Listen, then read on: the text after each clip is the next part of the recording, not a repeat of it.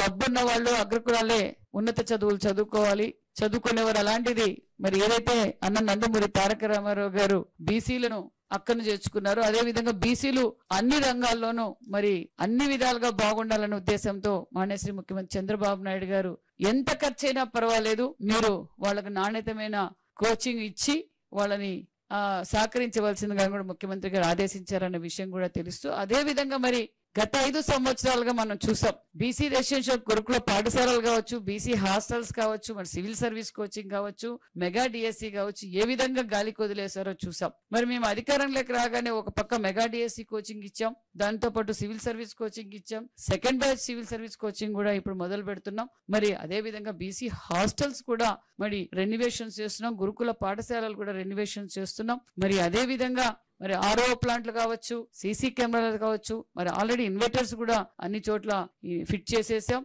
అంతే విధంగా మరి అదే విధంగా మరి సుమారుగా 141 కోట్ల రూపాయలతో ఆల్ హాస్టల్స్ గురుకుల పాఠశాలలు రెనోవేషన్స్ కూడా చేస్తున్నామన్న విషయాన్ని మీకు తెలియజేస్తున్నాం. అంతేకాకుండా మరి 843 టాయిలెట్స్ కూడా ఎక్కడైతే తక్కువ ఉన్నాయో, ఎక్కడైతే అవసరం ఉన్నాయో 843 టాయిలెట్స్ కూడా మరి కన్స్ట్రక్షన్ జరుగుతోందన్న విషయం కూడా తెలియజేస్తున్నాం. అంతేకాకుండా మరి పిల్లలందరికీ నాణ్యతమైన విద్యతో పాటు నాణ్యతమైన భోజనం కూడా అందజేయాలని మరి ఈ రోజు అన్ని గురుకుల పాఠశాల, అన్ని వెల్ఫేర్ హాస్టల్స్ లోను మిడ్ డే మీల్స్ లో కావచ్చు సన్న బియ్యం కూడా అందజేస్తున్నాం అన్న విషయాన్ని కూడా తెలియజేస్తూ అభివృద్ధి ధ్యేయంగా పనిచేస్తున్నాం.